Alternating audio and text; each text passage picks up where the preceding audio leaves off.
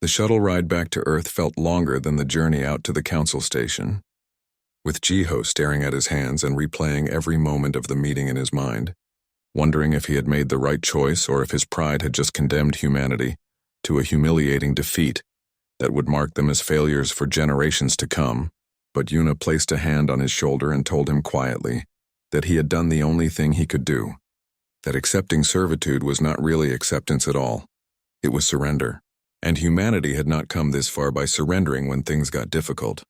And Taeyang nodded in agreement, already making notes on his datapad about the technologies they had observed at the station, the materials and energy systems that seemed impossible by Earth's current understanding of physics, muttering to himself about quantum field manipulation and gravitational engineering, in ways that made it clear his brilliant mind was already working on the problem of how to match or exceed what the Council considered advanced. Earth received the news with mixed reactions. As billions of people watched the broadcast and saw their ambassador reject servitude and accept an impossible challenge, and some praised Jiho's courage while others criticized his recklessness, questioning whether humanity's pride was worth the risk of total destruction. But the world's leaders came together in an emergency session and made a unanimous decision that surprised many observers who remembered Earth's divided past, agreeing to fully support the Ascension Initiative with every resource at their disposal, pooling technology and knowledge and talent from every nation without restriction, because they understood that this was not just about politics or national interests anymore.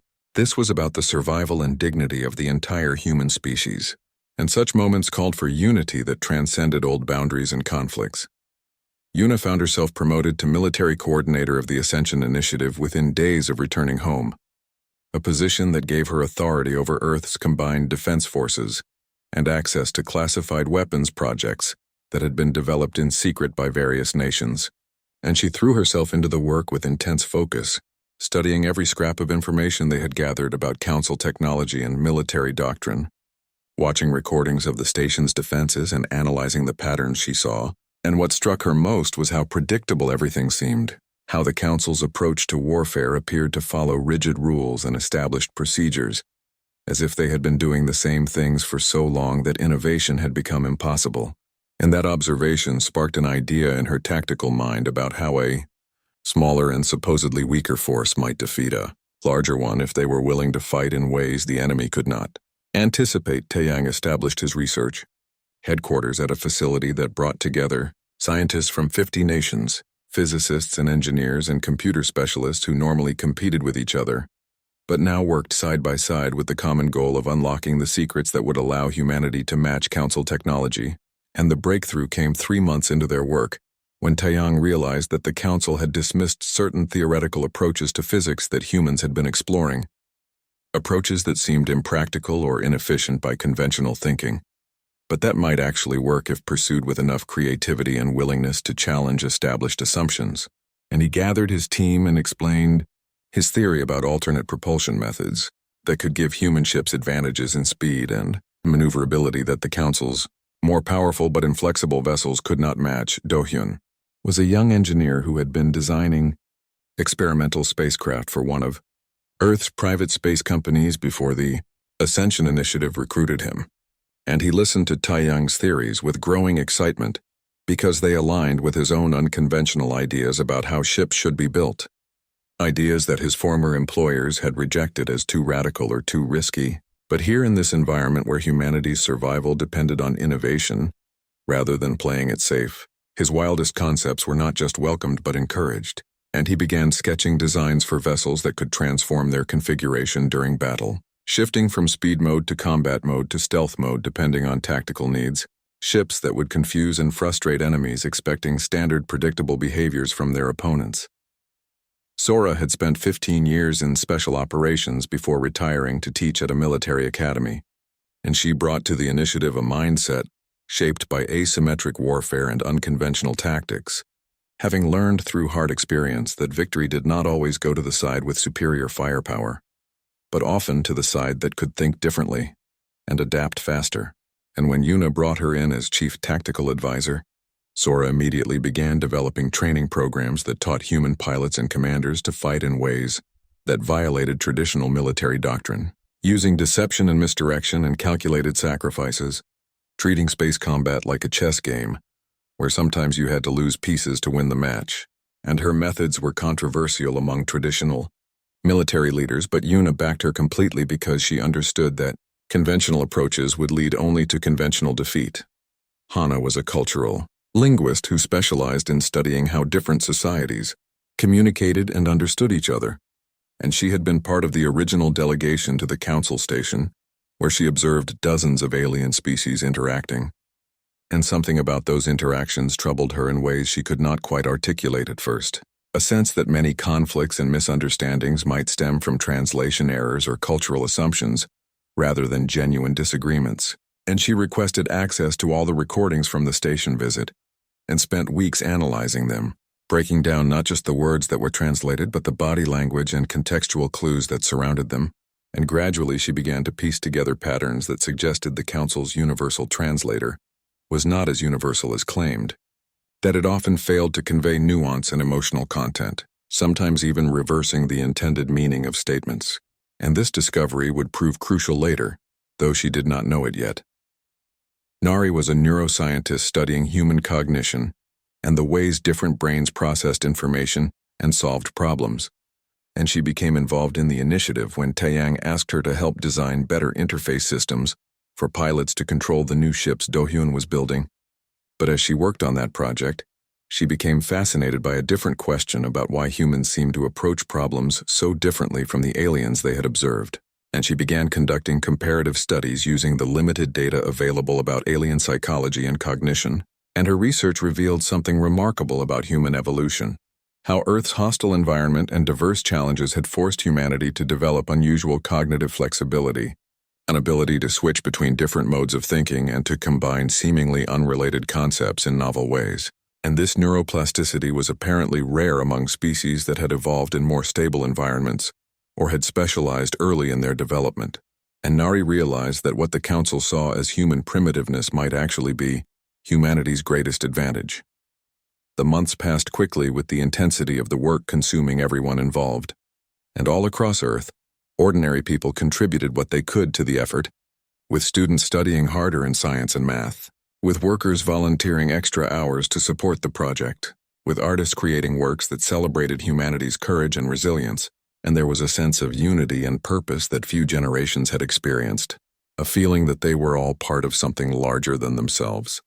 And even those who had initially opposed Jiho's decision found themselves caught up in the spirit of determination that swept across the world. Intelligence reports filtering back from other worlds suggested that humanity's acceptance of the challenge had sparked reactions throughout the galaxy, with some younger species watching Earth's preparations with interest and even admiration, seeing in humanity's defiance a reflection of their own frustrations with Council dominance.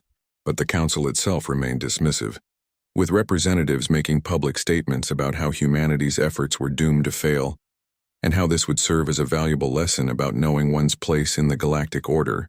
And the High Arbiter gave an interview to the galaxy's major information networks explaining that the trials had been designed to be impossible precisely to discourage upstart species from challenging the established hierarchy, and that humanity would either withdraw before the trials began or be crushed during them, either outcome serving the Council's purposes of maintaining stability and control.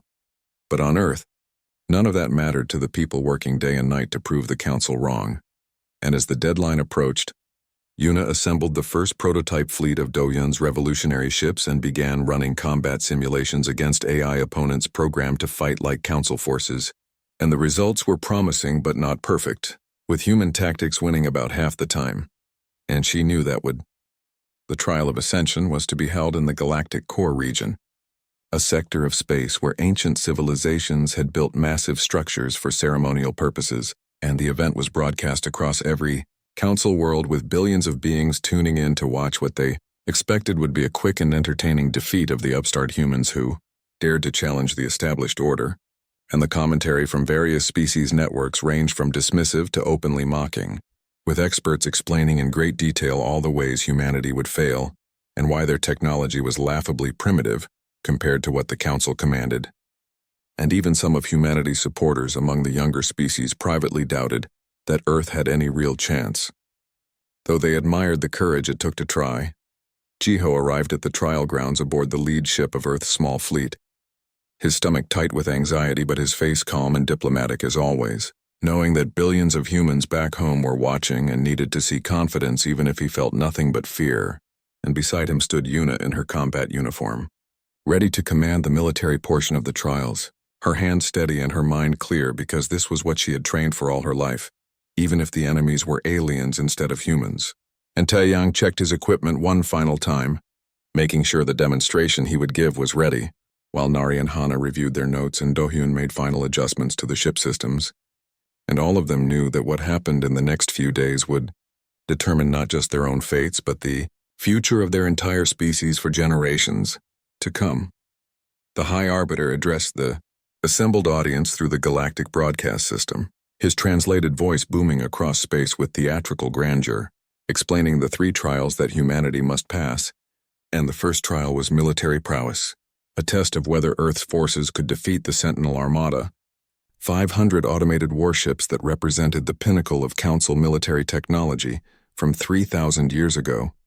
Though even that ancient technology was supposedly far beyond what humanity could match, and the Arbiter smiled his too wide smile as he explained that every species that had attempted this trial had been completely destroyed within the first hour, their ships reduced to debris that still floated in this sector as a warning to others who might grow too ambitious. Yuna took command of Earth's fleet from the bridge of the lead ship, her voice calm and clear over the communications channel as she addressed the 100 human vessels that comprised their entire force, ships that had been built in secret over the past year using Dohyun's revolutionary designs. And she did not give them an inspiring speech about glory or victory, because she knew these pilots did not need inspiration. They needed focus and trust in the training they had received. So she simply said that they had trained for this moment, and now it was time to show the galaxy what humans could do when they refused to play by someone else's rules. And the fleet moved into position as the Sentinel Armada activated, 500 massive warships powering up their weapons systems in perfect synchronization that spoke to the rigid programming that controlled them. The battle began, and the Council observers leaned forward with interest, expecting to see the standard approach where the smaller force would try to match firepower with the larger one, and fail predictably. But Yuna had no intention of fighting the way the Council expected, and instead of engaging directly, her ship scattered in what looked like panicked retreat, breaking into small groups that fled in different directions, while the Sentinel Armada pursued in organized formations. And the Council commentators laughed and said that humanity was already showing their cowardice, running before the fight had barely started. But then the first trap was sprung as 3 human ships that had seemed to be fleeing suddenly reversed course and fired not at the pursuing Sentinels, but at a large asteroid nearby, breaking it apart with precise shots that sent chunks of rock flying into the path of the automated ships, and the Sentinels had to scatter their formation to avoid the debris, breaking the perfect coordination they had maintained. Yuna watched her tactical display and called out orders in quick succession, directing different groups to execute maneuvers that seemed random, but that followed a careful plan, using the debris field and the natural features of the space around them as weapons in ways the Council had never considered. And Dohyun's ships proved their worth as they shifted configurations on the fly, one moment presenting as small fast raiders and the next transforming into heavily armored defenders, keeping the automated enemy off balance and unable to predict what would come next. And Sora's training showed in how the human pilots worked together, sacrificing individual glory for tactical advantage, with some ships deliberately drawing fire to create openings for others, behavior that confused the AI controlling the Sentinel Armada, because its programming could not account for enemies that would willingly take damage for strategic purposes. The battle raged for 6 hours, far longer than any previous species had lasted, and Earth's forces lost 40 ships to the superior firepower they faced. Each loss felt keenly by the humans watching, but accepted as necessary, because Yuna had warned them from the start that victory would not be cheap. And gradually the tide turned as the Sentinel Armada's predictable responses were exploited again and again, with human ships appearing where they should not be, and doing things that violated established military doctrine. And the final blow came when Yuna ordered a desperate-seeming charge straight at the core of the remaining Sentinel forces, drawing them into tight formation to focus their fire. And then the human ships that had been playing dead in the debris field throughout the battle suddenly activated and struck from behind, catching the sentinels between two forces and destroying them in a coordinated strike that ended the first trial. The council chamber fell silent as the last sentinel ship exploded, with observers struggling to process what they had just witnessed, and the High Arbiter's expression showed something that might have been respect or might have been anger. It was hard to tell with alien features, but he acknowledged that humanity had passed the first trial, though he added quickly that the next two trials would not be won through military tricks, that they would require true advancement and wisdom that primitive species simply did not possess. And Jiho allowed himself a small smile because he knew what Taiyang had prepared for the second trial, and he suspected the council was in for another surprise. The second trial began the next day, giving humanity no time to rest or celebrate their military victory, and Taiyang stood before the assembled council representatives in the Great Chamber, where Jiho had first been mocked a year ago. And the test was simple in concept but devastating in execution, because humanity must present a technology or innovation that genuinely advanced galactic civilization, something the council had not seen before, and could not dismiss as derivative or primitive. And species after species had failed this trial because the council had been collecting technology from across the galaxy for thousands of years, incorporating the best ideas from millions of worlds. And what could one young species offer that could compare to that vast accumulated knowledge? Taiyang activated his presentation and began by acknowledging that humanity could not match the council in terms of raw technology, that human ships were slower and human weapons weaker, and human science still struggling to understand concepts the council had mastered millennia ago. But he said that sometimes the most important innovations were not about power or speed, but about understanding, and he unveiled what he called the cultural translation matrix, a system that went beyond simple word-to-word translation to convey the cultural context and emotional intent behind communication. And at first the council representatives seemed unimpressed because they already had universal translators. But then Taiyang demonstrated his system using a historical dispute between two council species, and what he revealed made the entire chamber gasp. The dispute in question had festered for 500 years between two species that refused to cooperate on mutual trade despite it benefiting both. And the council had accepted this as simply one of those unfortunate conflicts that arose from incompatible values. But Taiyang showed using his new translation system that the entire dispute was based on a mistranslation, that one species had made a proposal using a word that meant offering in their language, but that the council's standard translator had rendered as demanding in the other species' language. And from that initial misunderstanding, 5 centuries of hostility had grown, with each side genuinely believing the other was being unreasonable. And when Taiyang brought representatives from both species on stage and had them communicate through his cultural translation matrix, they realized in real time that they had been in agreement all along, that their supposed conflict was entirely artificial. The chamber erupted in chaos as council members began to realize the implications, that if this one dispute was caused by translation errors, how many others might be as well?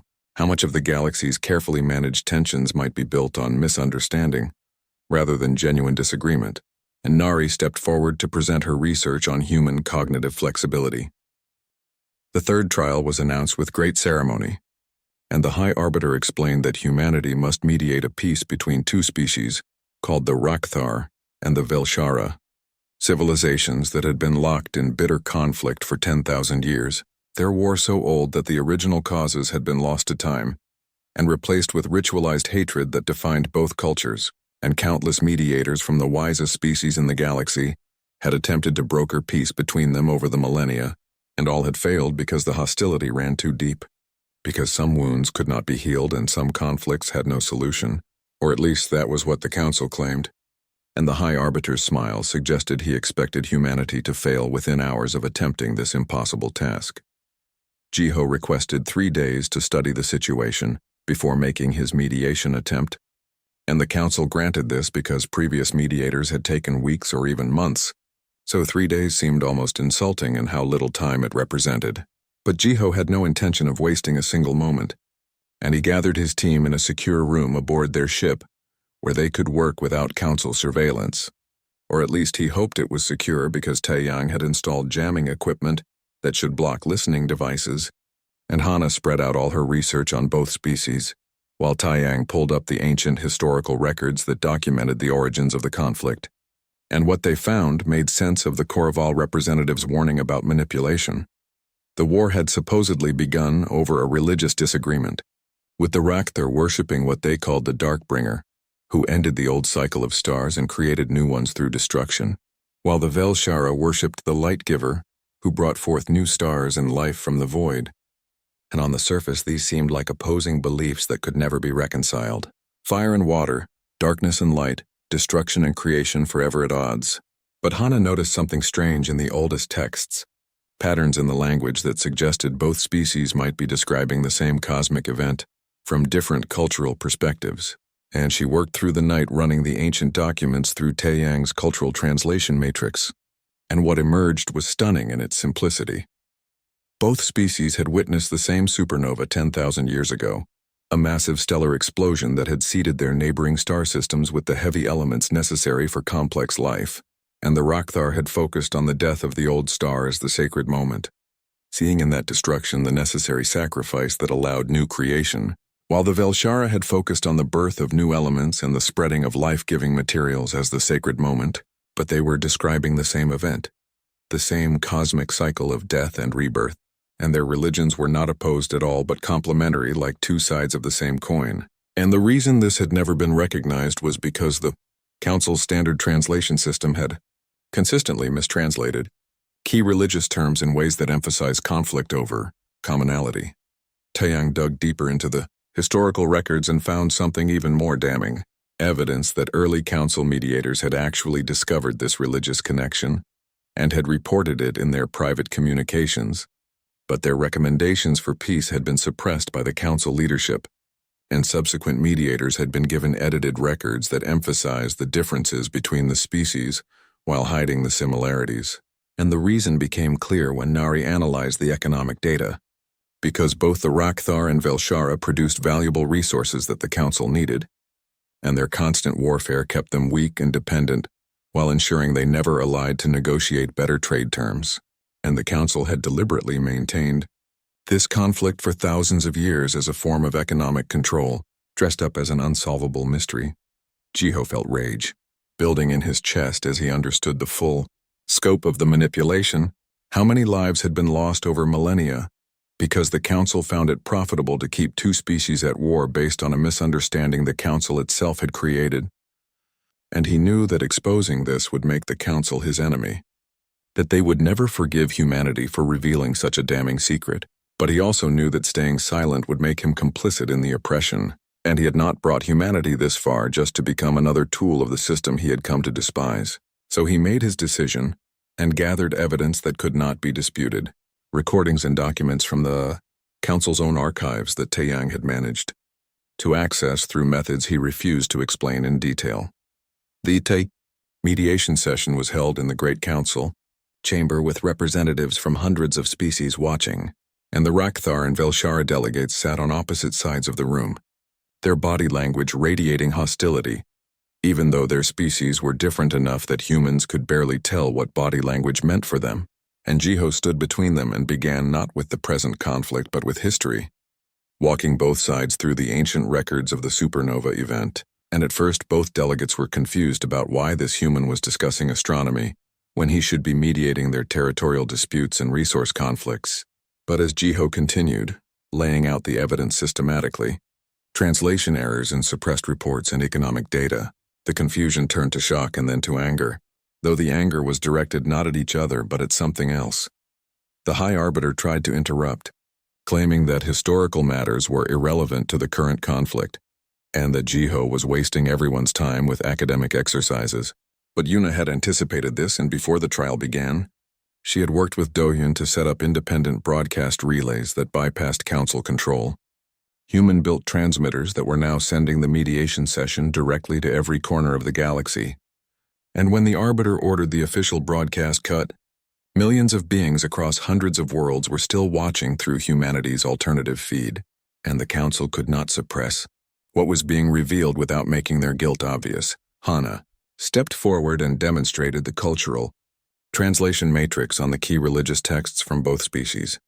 showing in real time how the Council's standard translator distorted meanings and created false conflicts. And then Taiyang displayed the suppressed mediator reports from centuries ago, Council representatives admitting privately that peace was possible, but recommending it be prevented for economic reasons. And the evidence was overwhelming and undeniable. And the Rakthar and Velshara delegates stared at each other across the chamber with expressions that might have been recognition or might have been grief for the countless lives lost to a manufactured war. The galactic audience watching through. Humanity's broadcasts erupted in chaos, with younger species representatives demanding answers from Council leadership. And in dozens of systems, protests began as populations realized that their own conflicts might also be manufactured, that the peace and stability the Council claimed to maintain was actually a system of controlled oppression designed to keep power concentrated in the hands of the oldest species. And the carefully maintained order that had lasted thousands of years began to crack under the weight of revealed truth. Jiho was not finished, though, because exposing the manipulation was only half of what he needed to accomplish, and he turned to address both delegates directly, speaking through Taiyang's translation system that conveyed not just his words but his genuine emotion and intent, and he asked them whether they wanted to continue being enemies because the Council found it convenient, or whether they wanted to honor the cosmic event that had given life to both their species by working together to build something better. And the Rakthar delegate spoke first, saying in a voice that trembled with emotion that if what the humans said was true, then 10,000 years of war had been based on a lie that neither side had chosen. And the Velshara delegate responded that perhaps the Darkbringer and Lightgiver were not enemies, but partners in the eternal cycle. And the two delegates stood and crossed the chamber floor, and extended whatever gestures of peace their species used, and the chamber fell silent with shock. The High Arbiter's composure finally broke, and he rose from his position with fury evident in every movement, declaring that humanity had violated the spirit of the trial by attacking the Council's integrity, instead of simply mediating the dispute. And he announced that Earth had failed the trial of ascension, and would face immediate punishment for their interference in galactic affairs. And he ordered the Council's Grand Fleet to prepare for departure to Earth, intending to make an example of humanity that would discourage any other species from following their path of defiance. And the vote among the Council leadership passed quickly, because they understood that if humans were allowed to succeed after exposing such damaging truths, their entire system of control would collapse. Yuna received the news without surprise because she had expected the Council to react with violence once their deception was revealed. And she immediately sent coded messages to Earth's defense forces to prepare for invasion, knowing that the fleet humanity had assembled for the trials. The journey back to Earth took 2 weeks at maximum speed, and every day brought news of the Council's Grand Fleet growing larger as more species contributed ships to what the High Arbiter declared was a peacekeeping mission to restore order and punish rebellion. And the propaganda broadcasts from Council worlds described humanity as dangerous radicals who threatened galactic stability with their lies and manipulations. Though these broadcasts were increasingly challenged by alternative networks that showed the evidence Taiyang had released, and public opinion across the galaxy split sharply between those who trusted the established order and those who questioned whether that order had ever deserved their trust. Earth prepared for war with grim determination, and the world governments enacted emergency protocols that had been planned during the Ascension Initiative, but that everyone had hoped would never be needed, mobilizing every ship that could fly and every weapon that could fire, and civilians evacuated from the major cities to underground shelters while defense platforms were positioned around Earth and the Moon and Mars. And Yuna coordinated it all from the command center in Geneva, working around the clock to create defensive strategies that might buy time, even if they could not achieve victory against a force that outnumbered them hundreds to one. Jiho addressed Earth through a global broadcast, explaining what had happened at the trials and why he had chosen to expose the Council's manipulation, even knowing it would lead to this moment of crisis.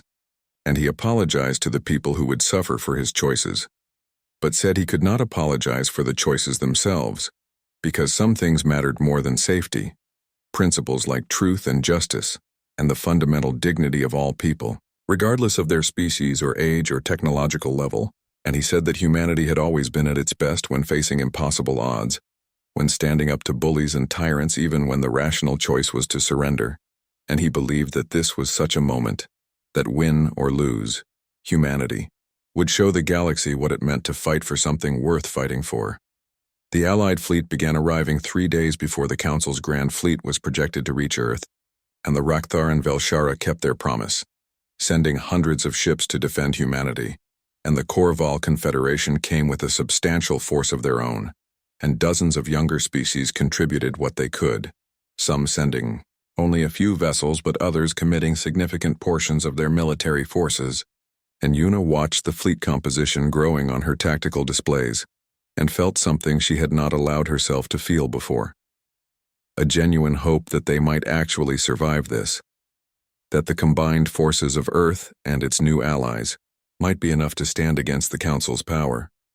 Sora worked with the Allied commanders to integrate their different fighting styles and technologies into a coherent strategy, which was challenging because every species had its own military doctrine and traditions. But the cultural translation matrix helped enormously by conveying not just tactical information, but the reasoning and cultural context behind different approaches, and gradually the disparate forces learned to work together. With human ships providing flexibility and innovation, Rakthar vessels offering heavy firepower, Velshara craft excelling at defensive formations, and Korval ships bringing advanced sensor systems that gave the Allied fleet better battlefield awareness than they should have had.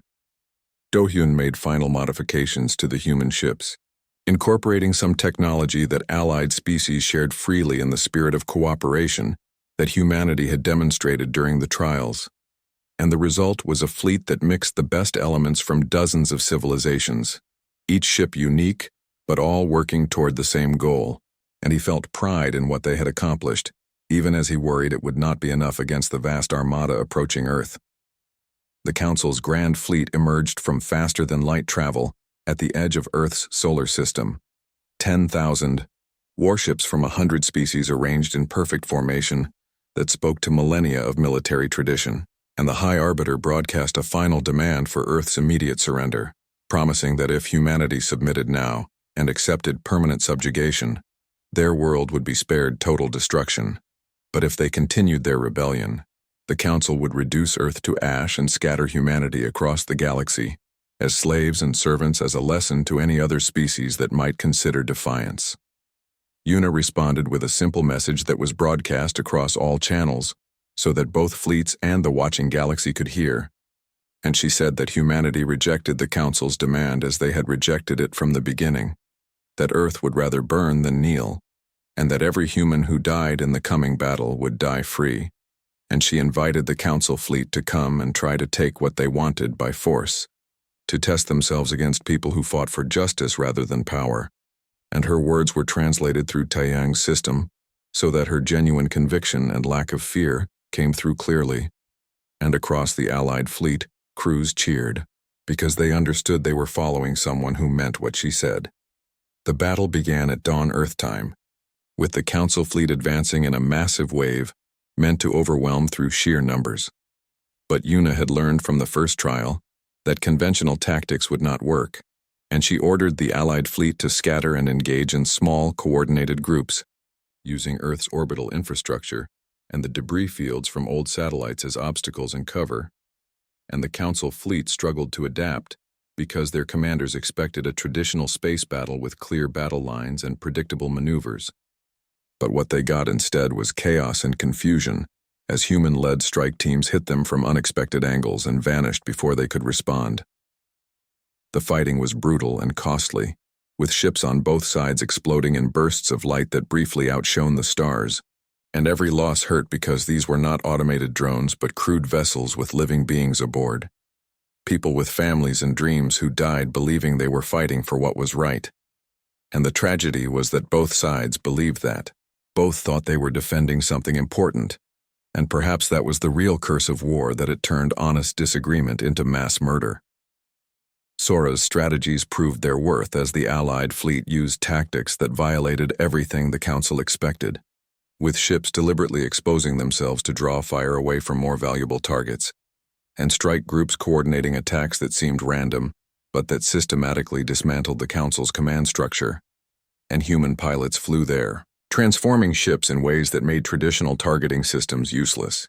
And slowly, impossibly, the battle turned into something other than the easy council victory everyone had predicted.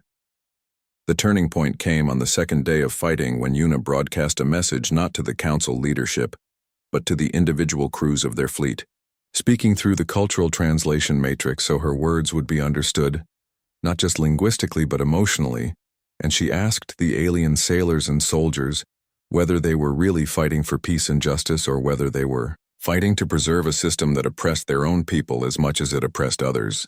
And she invited them to examine the evidence that Taiyang had released and to question what they had been told by their leaders. And she promised that anyone who withdrew from the battle would be allowed to leave safely, because Earth was not fighting against the people of the galaxy but against the corrupt system that ruled them.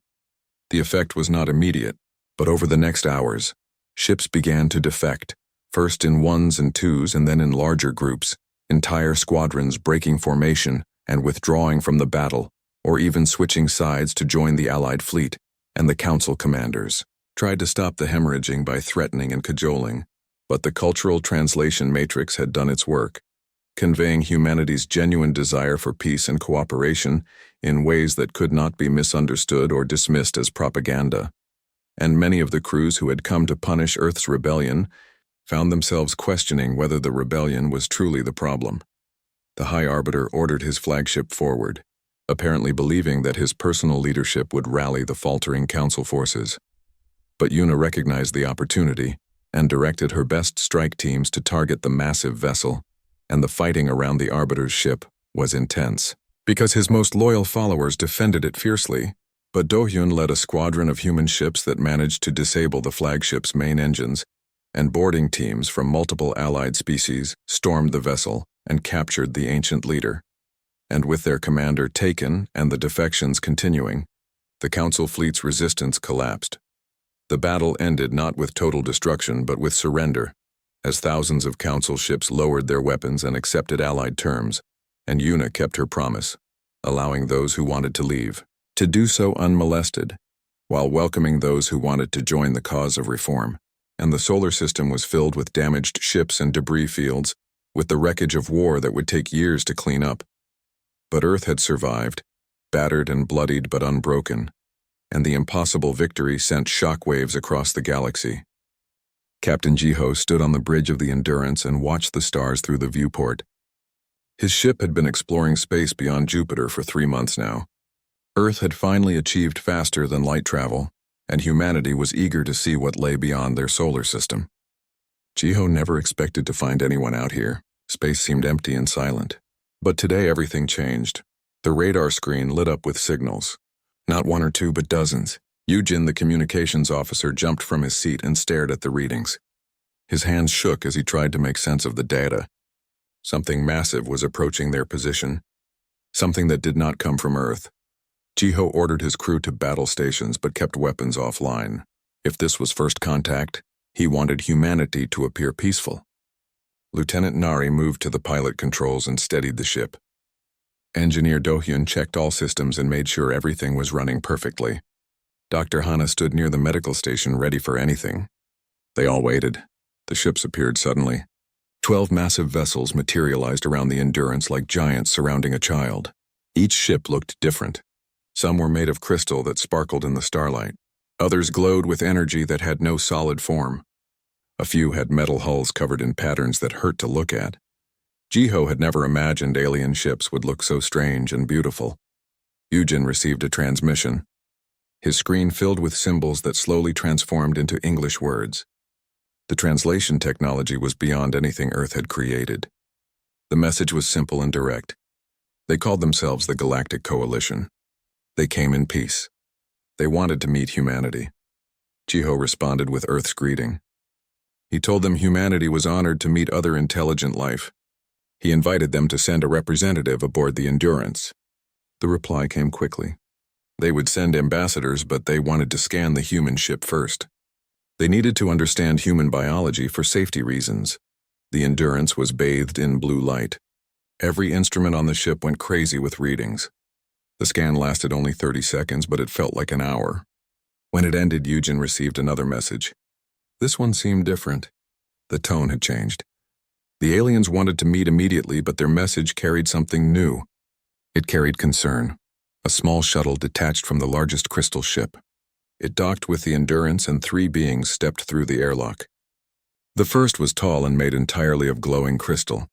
Its body was translucent, and inside Jiho could see patterns of light moving like thoughts. The second being had no solid form at all. It was pure energy contained in a shimmering field that constantly shifted colors. The third looked almost like a massive insect covered in thick black armor with too many legs. The crystal being spoke, and its voice came through a translation device. It introduced itself as Ambassador Krelix of the Velthari people. The energy being was called Luminara of the Morphid race. The armored creature was Thexcor of the Chitanos Empire. They represented the galactic coalition of 12 species. Krelix looked at Jiho and the human crew with what seemed like sadness. The ambassador explained that they had scanned human biology and were shocked by what they found. Humans were the most fragile, intelligent species they had ever encountered. The Velthari evolved on a world with 3 times Earth's gravity. Their crystalline bodies could withstand pressures that would crush human bones to powder. The Morphids existed as pure energy and had no physical form to damage. The Chitanos had armor that could stop weapons that would tear through human skin like paper. Dr. Hana stepped forward and asked what exactly they found so fragile about humans. Krelix explained that human skin was incredibly thin and tore easily. Human bones broke under pressures that other species considered gentle. Humans had only one heart, and if it stopped, they died. Most coalition species had multiple hearts or no hearts at all. Humans needed to eat multiple times every day. They needed water constantly. They needed to sleep for hours at a time. They could not survive in radiation that other species walked through without protection. Jiho felt anger rising in his chest but kept his voice calm. He thanked the ambassador for their concern, but assured them that humans had survived on Earth for millions of years. Humanity had built civilizations and conquered their world. They had reached space on their own. They were not as fragile as the scan suggested. Krelix made a sound like crystal chimes. It was laughter. The ambassador was not trying to insult humanity. The Velthari genuinely believed humans were beautiful and fascinating, but they were like rare glass sculptures, precious but breakable. The coalition wanted to protect humanity. They suggested that humans should stay on Earth where it was safe. The galaxy was too dangerous for such delicate beings. Lieutenant Nari spoke up with fire in her voice. She told the ambassador that humans did not need protection. They needed a chance to prove themselves. Jiho agreed. He demanded that humanity be given the same opportunity as any other species to join the galactic coalition. The 3 ambassadors looked at each other. Even without understanding their body language, Jiho could tell they were uncertain. Finally, Krelix agreed. There was a coalition outpost on Titan. If the humans would come there, the coalition would give them a chance. They would conduct what they called the trial of worthiness. Every species that wanted to join the coalition had to complete these challenges. They tested whether a species could survive in the hostile environments of galactic space. Krelix warned them that the trials were difficult. They were designed for species much more durable than humans. Most species completed them easily, but for humans these challenges might be impossible. The ambassador did not want to see humans hurt or killed, trying to prove something they could not achieve. It would be better if humans simply accepted their limitations and stayed safe on Earth. Jiho looked at his crew. Do-hyun nodded. Hana smiled. Nari grinned like she was looking forward to a fight. Yujin gave a thumbs up. The captain turned back to the aliens and accepted their challenge. Humanity would come to Titan. They would complete the trials. They would show the Galactic Coalition that humans were not as fragile as they seemed. The ambassadors returned to their ships. Before they left, Krelix spoke one more time. The crystal being said that humans reminded the Velthari of a species they met long ago. That species was also fragile and delicate. They tried to join the coalition but failed the trials. They went extinct within a century because they could not survive in galactic space. Krelix hoped humans would prove different. But the ambassador's voice carried doubt. The alien ships vanished as quickly as they appeared. The Endurance was alone again in the dark. Jiho set course for Titan. His crew prepared for whatever challenges waited there. None of them spoke about the extinct species Krelix mentioned. They did not need to. They all understood what was really being said. The aliens expected humans to fail. They expected humanity to prove they were too weak for the stars. Jiho watched Earth growing smaller behind them. Humanity had survived ice ages and plagues and wars. They had climbed from caves to space stations. They had never given up, no matter how hard things became. These aliens called humans fragile. Soon they would learn that fragility and weakness were not the same thing. Soon they would understand what humans really were. They were survivors,